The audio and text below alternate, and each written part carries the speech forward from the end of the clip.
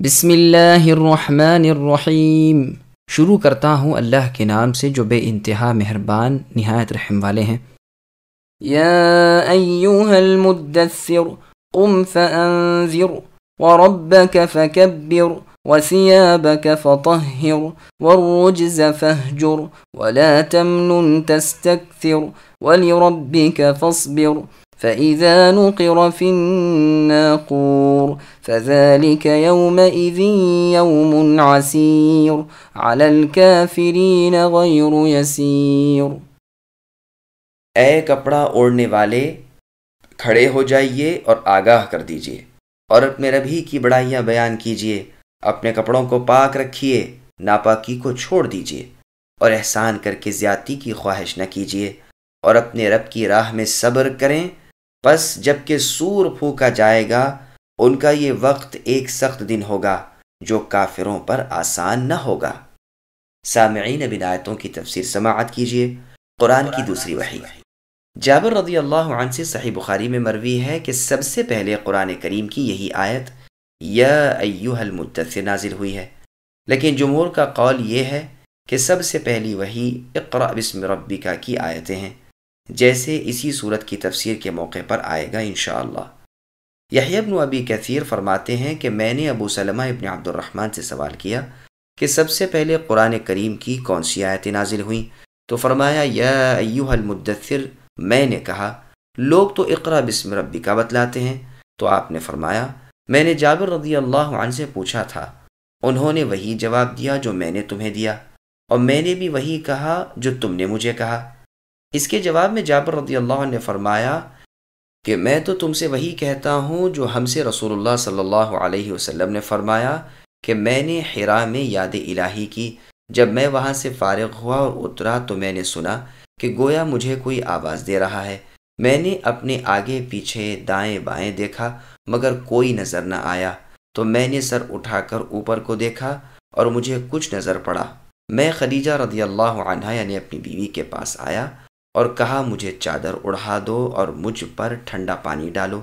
انہوں نے ایسا ہی کیا اور یا ایہا المدثر کی آیتیں اتریں۔ صحیح بخاری و مسلم میں ہے کہ رسول اللہ صلی اللہ علیہ وسلم نے وحی کے رک جانے کی حدیث بیان فرماتے ہوئے کہا کہ ایک مرتبہ میں چلا جا رہا تھا کہ ناگہاں آسمان کی طرف سے مجھے صدا سنائی دی۔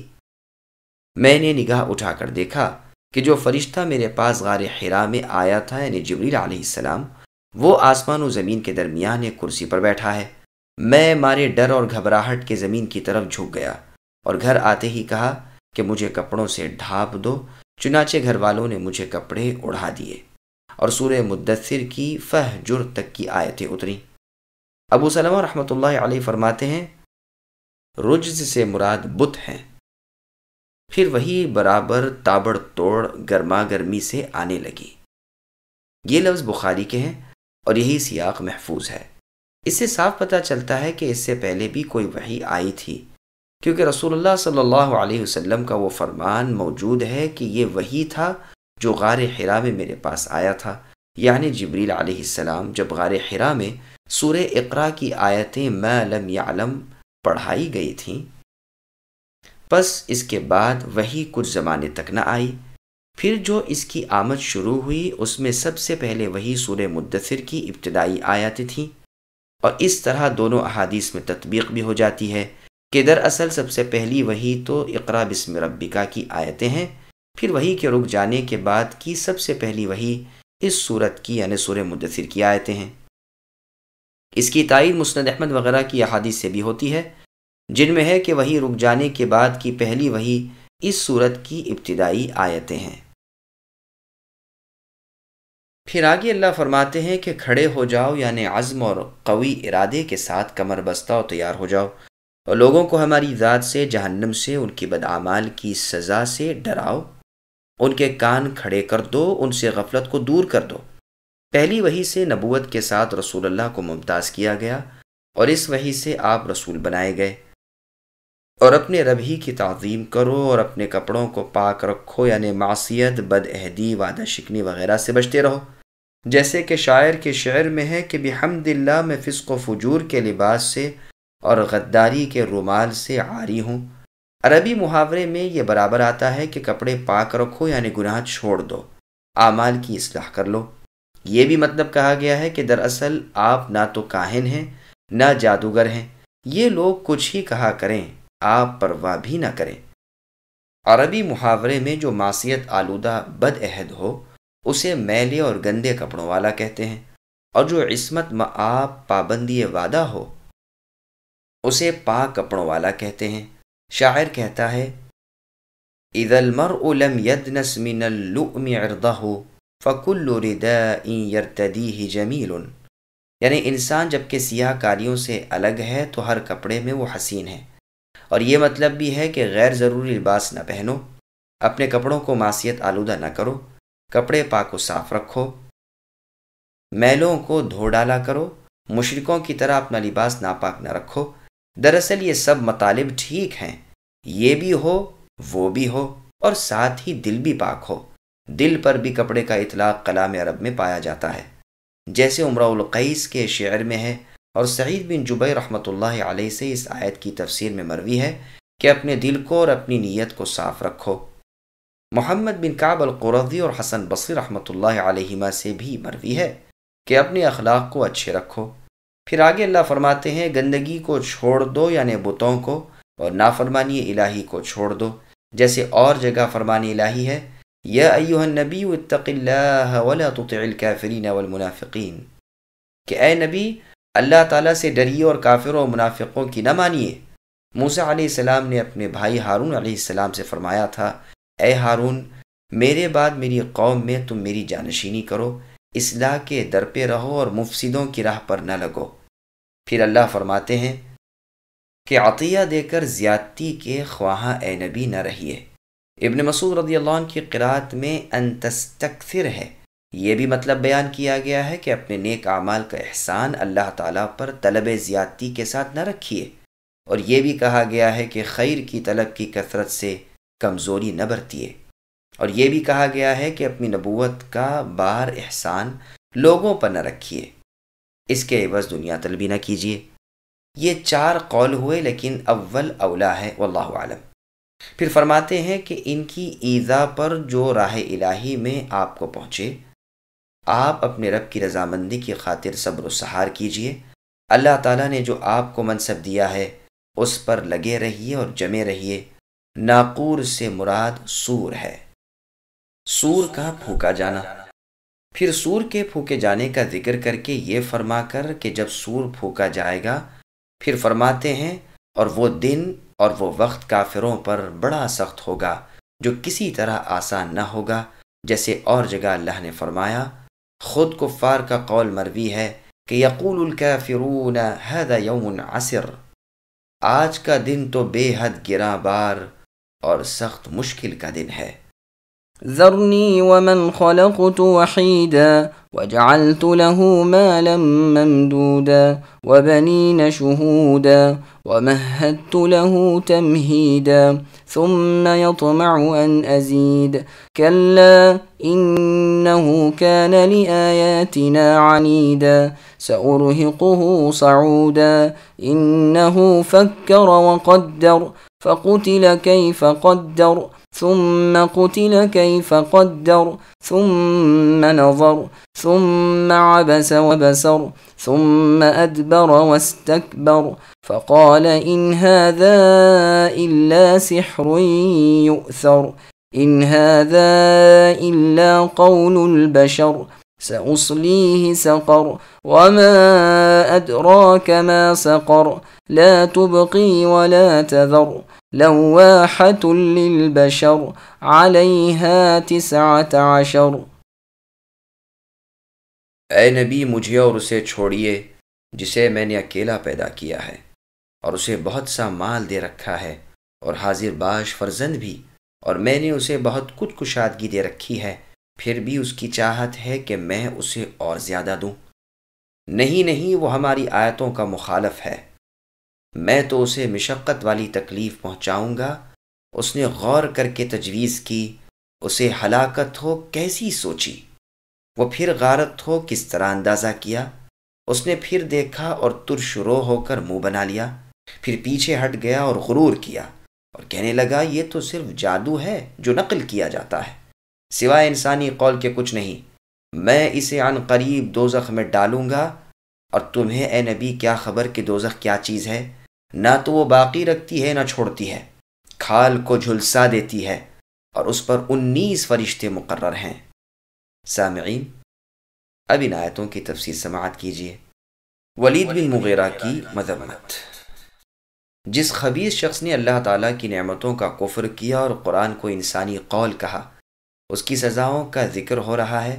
پہلے جو نعمتیں اس پر انعام ہوئی ہیں ان کا بیان ہو رہا ہے کہ یہ تنہا خالی ہاتھ دنیا میں آیا تھا، مال یا اولاد یا اور کچھ ساتھ نہ تھا، پھر اللہ تعالیٰ نے اسے مالدار بنا دیا، ہزاروں لاکھوں دینار، زر، زمین وغیرہ عنایت فرمائی، اور با اعتبار اقوال کے 13 اور بعض اور اقوال کے 10 لڑکے دیے جو سب کے سب اس کے پاس بیٹھے رہتے تھے، نوکر چاکر لونڈی غلام کام کاج کرتے تھے، اور یہ مزے سے اپنی زندگی اپنی اولاد کے ساتھ گزارتا تھا۔ غرض دھن دولت، لونڈی غلام، بال بچے، آرام آسائش ہر طرح کی مہیا تھی، پھر بھی خواہش نفس پوری نہ ہوتی تھی، اور چاہتا تھا کہ اللہ تعالیٰ اور بڑھا دے، حالانکہ ایسا اب نہ ہوگا۔ یہ ہماری باتوں کے علم کے بعد کفر اور سرکشی کرتا ہے، اسے تو صعود پر چڑھایا جائے گا۔ ابن عباس رضی اللہ عنہما فرماتے ہیں کہ صعود جہنم کی ایک چٹان کا نام ہے جس پر کافر کو اپنے منہ کے بل گھسیٹا جائے گا۔ سدی رحمۃ اللہ علیہ کہتے ہیں کہ یہ پتھر بڑا پھسلنا ہے۔ مجاہد رحمۃ اللہ علیہ کہتے ہیں کہ مطلب آیت کا یہ ہے کہ ہم اسے مشقت والا عذاب کریں گے۔ قتادہ رحمۃ اللہ علیہ فرماتے ہیں کہ ایسا عذاب جس میں اور جس سے کبھی بھی راحت حاصل نہ ہو۔ امام ابن جریر رحمۃ اللہ علیہ اسی کو پسند فرماتے ہیں۔ پھر فرماتے ہیں کہ ہم نے اسے اس تکلیف دہ عذاب سے اس لیے قریب کر دیا کہ وہ ایمان سے بہت دور تھا، وہ سوچ سوچ کر گھڑن گھڑ رہا تھا کہ وہ قرآن کو کیا کہے اور کیا بات بنائے۔ پھر اس پر افسوس کیا جاتا ہے، اور محاورہ عرب کے مطابق اس کی ہلاکت کے کلیمے کہے جاتے ہیں کہ یہ غارت کر دیا جائے، یہ برباد کر دیا جائے۔ کتنا بد کلام سوچا اور کتنی بے حیائی کی جھوٹ بات گھڑ نکالی۔ بار بار کے غور و فکر کے بعد پیشانی پر بل ڈال ڈال کر، منہ بگاڑ بگاڑ کر، حق سے ہٹ کر، بھلائی سے منہ موڑ کر، اطاعت الہی سے سر پھیر کر، دل کڑا کر کے صاف کہہ دیا یہ قرآن اللہ کا کلام نہیں بلکہ محمد صلی اللہ علیہ وسلم اپنے سے پہلے لوگوں کا جادو کا منتر نقل کر لیا کرتے ہیں اور اسی کو سنا رہے ہیں۔ یہ کلام الہی نہیں بلکہ انسانی قول ہے اور جادو ہے جو نقل کیا جاتا ہے۔ اس ملعون کا نام ولید بن مغیرہ مخزومی تھا جو قریش کا سردار تھا۔ ابن عباس رضی اللہ عنہما فرماتے ہیں واقعہ یہ ہے کہ ایک مرتبہ یہ یعنی ولید ابن مغیرہ یہ پلید شخص ابو بکر صدیق رضی اللہ عنہ کے پاس آیا اور خواہش ظاہر کی کہ آپ کچھ قرآن سنائیں۔ صدیق اکبر رضی اللہ عنہ نے چند آیتیں پڑھ کر سنائی جو اس کے دل میں گہر کر گئیں۔ جب یہاں سے نکلا اور کفار قریش کے مجمع میں پہنچا تو کہنے لگا لوگو، تعجب کی بات ہے محمد صلی اللہ علیہ وسلم جو قرآن پڑھتے ہیں، اللہ تعالیٰ کی قسم نہ تو وہ شعر ہے، نہ جادو کا منتر ہے، نہ مجنونانہ یعنی دیوانوں کی بڑھ ہے، بلکہ اللہ کی قسم وہ تو خاص اللہ تعالیٰ کا کلام ہے، اس میں کوئی شک نہیں۔ قریشیوں نے یہ سن کر سر پکڑ لیا اور کہنے لگے اگر یہ مسلمان ہو گیا تو بس پھر قریش میں سے ایک بھی بغیر اسلام لائے باقی نہ رہے گا۔ ابو جہل کو جب یہ خبر پہنچی تو اس نے کہا گھبراؤ نہیں، دیکھو میں ایک ترکیب سے اسے اسلام سے پھیر دوں گا۔ یہ کہتے ہی اپنے ذہن میں ایک ترکیب سوچ کر یہ ولید کے گھر پہنچا اور کہنے لگا آپ کی قوم نے آپ کے لیے چندہ کر کے بہت سا مال جمع کر لیا ہے اور وہ آپ کو صدقے میں دینے والے ہیں۔ اس نے کہا واہ کیا مزے کی بات ہے، مجھے ان کے چندوں اور صدقوں کی کیا ضرورت ہے، دنیا جانتی ہے کہ ان سب میں مجھ سے زیادہ مال و اولاد والا کوئی نہیں۔ ابو جہل نے کہا یہ تو ٹھیک ہے لیکن لوگوں میں ایسی باتیں ہو رہی ہیں کہ آپ جو ابو بکر کے پاس آتے جاتے ہیں وہ صرف اس لیے کہ ان سے کچھ حاصل وصول ہو۔ ولید نے کہا اوہو میرے خاندان میں میری نسبت یہ چیواں گوئیاں ہو رہی ہیں، مجھے مطلق معلوم نہ تھا۔ اچھا اب اللہ کی قسم نہ میں ابو بکر کے پاس جاؤں گا نہ عمر کے پاس جاؤں گا اور نہ رسول اللہ صلی اللہ علیہ وسلم کے پاس جاؤں گا، اور وہ تو جو کچھ کہتے ہیں وہ صرف جادو ہے جو نقل کیا جاتا ہے۔ اس پر اللہ تعالیٰ نے یہ یعنی سورہ مدثر کی آیت نازل فرمائی، یعنی ذرنی سے لا تذر تک۔ قتادہ رحمۃ اللہ علیہ فرماتے ہیں کہ اس نے کہا تھا کہ میں قرآن کے بارے میں بہت کچھ غور و خوض کے بعد اس نتیجے پر پہنچا ہوں کہ یہ شعر تو نہیں، اس میں حلاوت یعنی مٹھاس ہے، اس میں چمک ہے، یہ غالب ہے مغلوب نہیں، لیکن ہے یقیناً جادو۔ اس پر یہ آیتیں اتری۔ ابن جریر میں ہے کہ ولید رسول اللہ کے پاس آیا تھا اور قرآن سن کر اس کا دل نرم پڑ گیا تھا اور پورا اثر ہو چکا تھا۔ جب ابو جہل کو یہ معلوم ہوا تو دوڑا بھاگا آیا اور اس ڈر سے کہ کہیں یہ کھلم کھلا مسلمان نہ ہو جائے، اسے بھڑکانے کے لیے جھوٹ موٹ کہنے لگا کہ چچا آپ کی قوم آپ کے لیے مال جمع کرنا چاہتی ہے۔ پوچھا کیوں؟ کہا اس لیے کہ آپ کو دیں اور آپ کا محمد صلی اللہ علیہ وسلم کے پاس جانا چھڑوا دیں، کیونکہ آپ وہاں مال حاصل کرنے کی غرض سے ہی جاتے آتے ہیں۔ اس نے غصے میں آ کر کہا کہ میری قوم کو معلوم نہیں کہ میں ان سب سے زیادہ مالدار ہوں؟ ابو جہل نے کہا یہ تو ٹھیک ہے، لیکن اس وقت تو لوگوں کا یہ خیال پختہ ہو گیا ہے کہ محمد صلی اللہ علیہ وسلم سے مال حاصل کرنے کی غرض سے آپ اسی کے ہو گئے ہیں۔ اگر آپ چاہتے ہیں کہ بات لوگوں کے دلوں سے اٹھ جائے تو آپ اس کے بارے میں کچھ سخت الفاظ کہیں تاکہ لوگوں کو یقین ہو جائے کہ آپ اس کے مخالف ہیں اور آپ کو اس سے طمع لالچ نہیں ہے۔ اس نے کہا بھائی بات تو یہ ہے کہ اس نے جو قرآن مجھے سنایا ہے، قسم ہے اللہ تعالیٰ کی، نہ وہ شعر ہے، نہ قصیدہ اور رجز ہے، نہ جنات کا قول اور ان کے اشعار ہیں۔ تمہیں خوب معلوم ہے کہ جنات اور انسان کا کلام مجھے خوب یاد ہے، میں خود نامی شاعر ہوں، کلام کے حسن و قبح سے بخوبی واقف ہوں، لیکن اللہ تعالیٰ کی قسم محمد صلی اللہ علیہ وسلم کا کلام اس میں سے کچھ بھی نہیں۔ اللہ تعالیٰ جانتے ہیں اس میں عجیب حلاوت، مٹھاس، لذت، شیفتگی اور دلبری ہے کہ وہ تمام کلاموں کا سردار ہے، اس کے سامنے اور کوئی کلام جچتا نہیں، وہ سب پر چھا جاتا ہے، اس میں کشش، بلندی اور جذب ہے۔ اب تم ہی بتلاؤ کہ میں اس کلام کی نسبت کیا کہوں؟ ابو جہل نے کہا سنو، جب تک تم اسے برائی کے ساتھ یاد نہ کرو گے تمہاری قوم کے خیالات تمہاری نسبت صاف نہیں ہوں گے۔ اس نے کہا تو مجھے مہلت دو، میں سوچ کر اس کی نسبت کوئی ایسا کلمہ کہہ دوں گا۔ چنانچہ سوچ ساچ کر قوی حمیت اور ناک رکھنے کی خاطر اس نے کہہ دیا کہ یہ تو جادو ہے جسے وہ نقل کرتے ہیں۔ اس پر ذرنی سے 19 سورہ مدثر کی یہی آیتیں اتری۔ سدی رحمۃ اللہ علیہ کہتے ہیں کہ دارالندوہ میں بیٹھ کر ان سب لوگوں نے مشورہ کیا کہ موسم حج پر لوگ چاروں طرف سے آئیں گے، تو بتلاؤ انہیں محمد صلی اللہ علیہ وسلم کی نسبت کیا کہیں؟ کوئی ایسی بات تجویز کرو کہ سب بیک زبان وہی بات کہیں تاکہ عرب بھر میں اور پھر اور جگہ بھی وہی مشہور ہو جائے۔ تو اب کسی نے شاعر کہا، کسی نے جادوگر کہا، کسی نے کاہن اور نجومی کہا، کسی نے مجنون اور دیوانہ کہا۔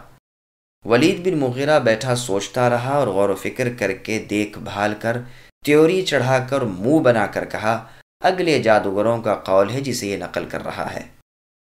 جہنم اور جنت کا تذکرہ قرآن کریم میں اور جگہ ہے، اللہ نے فرمایا انظر کیف ضربوا لك الامثال فضلوا فلا يستطيعون سبیلا، یعنی اے نبی ذرا دیکھیے تو صحیح آپ کے بارے میں کیسی کیسی مثالیں یہ گھڑتے ہیں، لیکن بہک بہک کر رہ جاتے ہیں اور کسی نتیجے تک نہیں پہنچ سکتے۔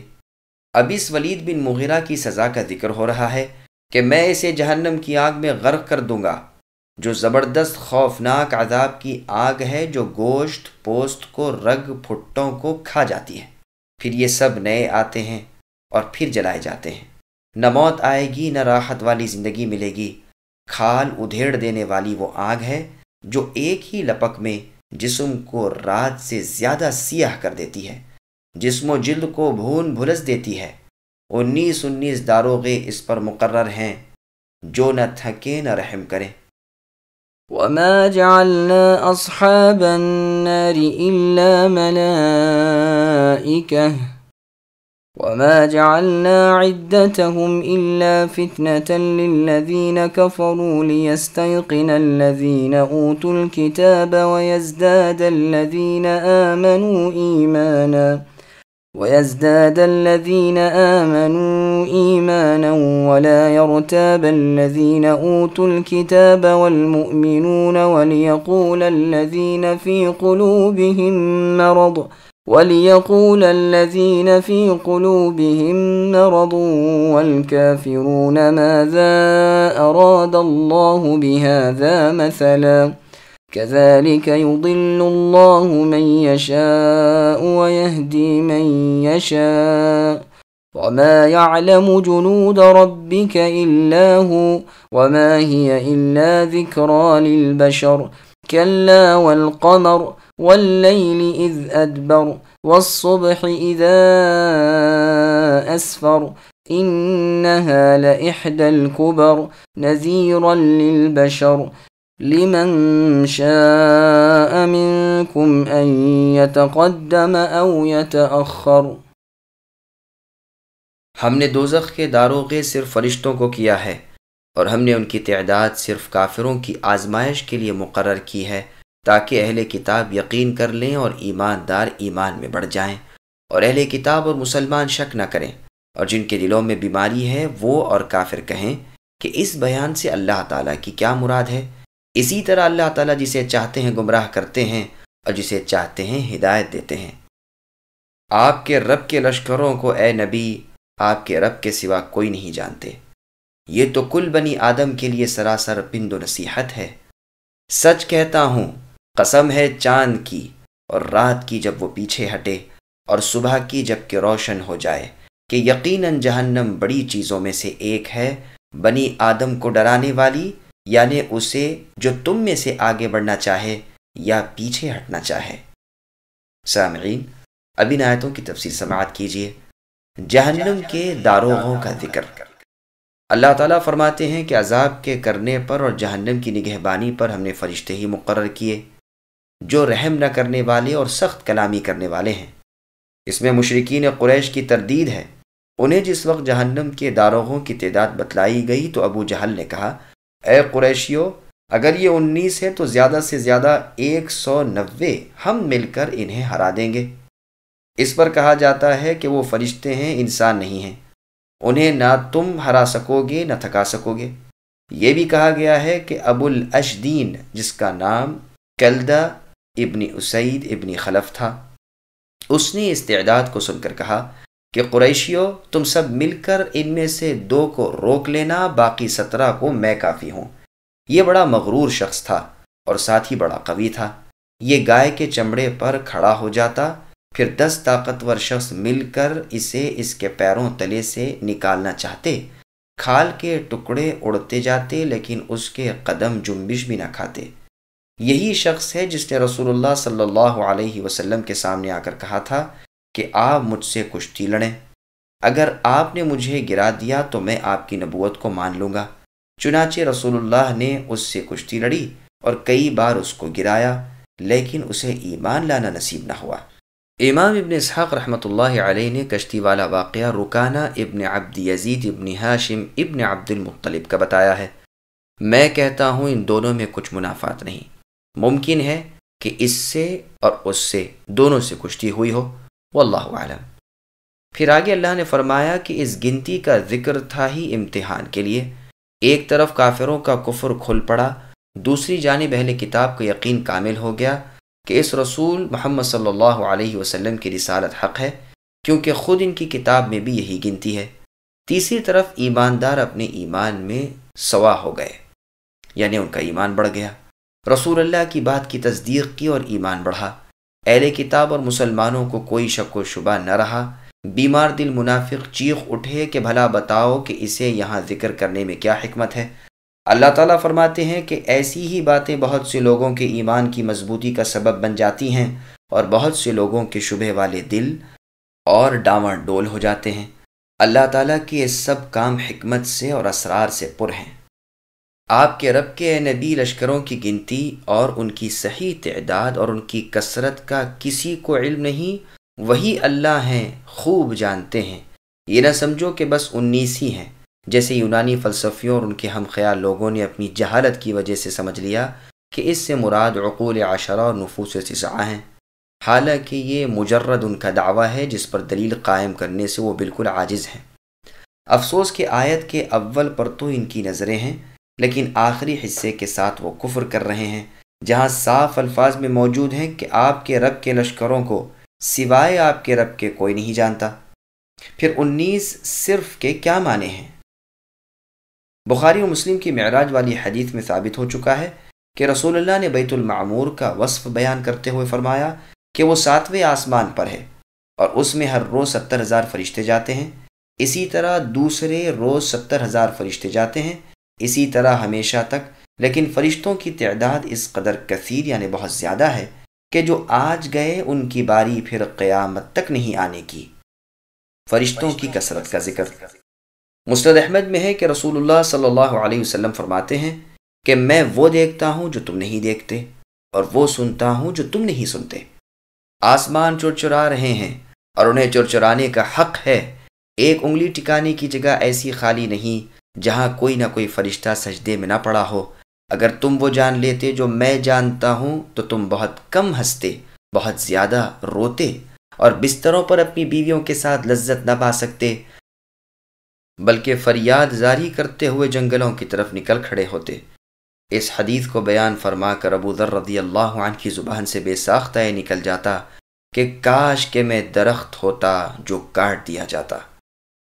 یہ حدیث ترمذی اور ابن ماجہ میں بھی ہے، اور امام ترمذی اسے حسن غریب بتلاتے ہیں، اور ابو ذر رضی اللہ عنہ سے مرفوعاً بھی یہ روایت کی گئی ہے۔ پھر آگے اللہ فرماتے ہیں کہ یہ آگ جس کا وصف تم سن چکے، یہ لوگوں کے لیے سراسر باعث عبرت و نصیحت ہے۔ پھر چاند کی رات کے جانے کی، صبح کے روشن ہونے کی قسمیں کھا کھا کر فرماتے ہیں کہ وہ آگ ایک زبردست اور بہت بڑی چیز ہے، جو اس ڈراوے کو قبول کر کے حق کی راہ لگنا چاہے لگ جائے، جو چاہے باوجود اس کے بھی حق کو پیٹ ہی دیتا رہے اور اس سے دور بھاگتا رہے اور اسے رد کرتا رہے۔ كل نفس بما كسبت رهينة إلا أصحاب اليمين في جنات يتساءلون عن المجرمين ما سلككم في سقر قالوا لم نك من المصلين ولم نك نطعم المسكين وكنا نخوض مع الخائضين وكنا نكذب بيوم الدين حتى أتانا اليقين فما تنفعهم شفاعة الشافعين فما لهم عن التذكرة معرضين كأنهم حمر مستنفرة فروت من قسورة بل يريد كل امرئ منهم أن يؤتى صحفا منشرة كلا بل لا يخافون الآخرة كلا إنه تذكرة فمن شاء ذكره وما يذكرون إلا أن يشاء الله هو أهل التقوى وأهل المغفرة۔ ہر شخص اپنے اعمال میں محبوس اور مبتلا ہے مگر دائیں ہاتھ والے کہ وہ بہشتوں میں بیٹھے ہوئے گنہگاروں سے سوال کرتے ہوں گے کہ تمہیں دوزخ میں کس چیز نے ڈالا؟ وہ جواب دیں گے کہ ہم نمازی نہ تھے، نہ مسکینوں کو کھانا کھلاتے تھے، اور ہم بحث کرنے والے انکاریوں کا ساتھ دے کر بحث و مباحثے میں مشغول رہا کرتے تھے، اور جزا سزا کے دن کو بھی ہم سچا نہیں جانتے تھے، یہاں تک کہ ہمیں موت آ گئی۔ بس انہیں سفارش کرنے والوں کی سفارش نفع نہ دے گی۔ انہیں کیا ہو گیا ہے کہ نصیحت سے منہ موڑ رہے ہیں؟ گویا کہ وہ بتکے ہوئے گدھے ہیں جو شیر سے بھاگے ہوں، بلکہ ان میں سے ہر شخص چاہتا ہے کہ اسے کھلی ہوئی کتابیں دی جائیں۔ ہرگز ایسا نہیں ہو سکتا، دراصل یہ قیامت سے بے خوف ہیں۔ سچی بات تو یہ ہے کہ یہ قرآن ایک نصیحت ہے، اب جو چاہے اسے یاد کر لے، اور وہ جب ہی یاد کریں گے جب اللہ تعالیٰ چاہے۔ وہ اللہ اسی لائق ہیں کہ ان سے ڈریں، اور اس لائق بھی ہے کہ وہ بخشیں۔ سامعین اب ان آیتوں کی تفسیر سماعت کیجیے۔ ہر کوئی اپنے اعمال کا جواب دہ ہوگا۔ اللہ تعالیٰ خبر دیتے ہیں کہ ہر شخص اپنے اعمال میں قیامت کے دن جکڑا بندھا ہوگا، لیکن جن کے دائیں ہاتھ میں اعمال نامہ آیا ہے وہ جنت کے بالا خانوں میں چین سے بیٹھے ہوئے جہنم والوں کو بدترین عذابوں میں دیکھ کر ان سے پوچھیں گے کہ تم یہاں کیسے پہنچ گئے؟ وہ جواب دیں گے کہ ہم نے نہ تو رب کی عبادت کی نہ مخلوق کے ساتھ احسان کیا، بغیر علم کے جو زبان پر چڑھا بکتے رہے، جہاں کسی کو اعتراض کرتے سنا ہم بھی ساتھ ہو گئے اور باتیں بنانے لگے، اور قیامت کے دن کی تکذیب ہی کرتے رہے یہاں تک کہ موت آ گئی۔ یقین کے معنی موت کے اس آیت میں بھی ہے، جس میں اللہ نے فرمایا وَاعْبُدْ رَبَّكَ حَتَّى يَأْتِيَكَ الْيَقِينُ، یعنی اے نبی موت کے وقت تک اللہ تعالیٰ کی عبادت میں لگے رہیے۔ اور عثمان ابن مظعون رضی اللہ عنہ کی وفات کی نسبت حدیث میں بھی یقین کا لفظ آیا ہے۔ اب اللہ رب العزت فرماتے ہیں کہ ایسے لوگوں کو کسی کی سفارش اور شفاعت نفع نہ دے گی، اس لیے کہ شفاعت وہی نافع ہوتی ہے جہاں محل شفاعت ہو، لیکن جن کا دم بھی کفر پر نکلا ہو ان کے لیے شفاعت کہاں، وہ ہمیشہ کے لیے حاویہ یعنی جہنم کی بھڑکتی ہوئی آگ میں گئے۔ پھر آگے فرمایا کیا بات ہے، کون سی وجہ ہے کہ یہ کافر آپ کی نصیحت اے نبی اور آپ کی دعوت سے منہ پھیر رہے ہیں اور قرآن و حدیث سے اس طرح بھاگتے ہیں جیسے جنگلی گدھے شکاری شیر سے؟ فارسی زبان میں جسے شیر کہتے ہیں اسے عربی زبان میں اسد کہتے ہیں، اور حبشی زبان میں قسورہ کہتے ہیں، اور نبطی زبان میں اوبا۔ پھر فرماتے ہیں کہ یہ مشرکین تو چاہتے ہیں کہ ان کے ہر شخص پر علیحدہ علیحدہ کتاب اترے، جیسے اور جگہ ان کا مقولہ اللہ نے نقل کیا، فرمایا حتی نؤتی مثل ما اوتی رسول اللہ الی آخر الآیہ، یعنی جب ان کے پاس کوئی آیت آتی ہے تو کہتے ہیں کہ ہم تو ہرگز ایمان نہ لائیں گے جب تک کہ وہ نہ دیے جائیں جو اللہ تعالیٰ کے رسولوں کو دیا گیا ہے۔ اللہ تعالیٰ کو بخوبی علم ہے کہ رسالت کے قابل کون ہے، اور یہ بھی مطلب ہو سکتا ہے کہ ہم بغیر عمل کے چھٹکارا دے دیے جائیں۔ اللہ تعالیٰ فرماتے ہیں دراصل وجہ یہ ہے کہ انہیں آخرت کا خوف ہی نہیں، کیونکہ انہیں اس کا یقین نہیں، اس پر ایمان نہیں، بلکہ اسے جھٹلاتے ہیں، تو ڈرتے کیوں؟ پھر فرمایا سچی بات تو یہ ہے کہ یہ قرآن محض نصیحت و موعظت ہے، جو چاہے عبرت حاصل کر لے اور نصیحت پکڑ لے، جیسے اللہ کا فرمان ہے وَمَا تَشَاءُونَ إِلَّا أَن يَشَاءَ اللَّهُ، یعنی تمہاری چاہتیں اللہ تعالیٰ کی چاہت کے تابع ہیں۔ پھر فرمایا اللہ ہی کی ذات اس قابل ہے کہ اللہ سے خوف کھایا جائے یعنی ڈرا جائے، اور وہی اللہ ایسے ہیں کہ ہر رجوع کرنے والے کی توبہ قبول فرما لے۔ سامعین الحمدللہ، سورۃ المدثر کی تفسیر مکمل ہوئی۔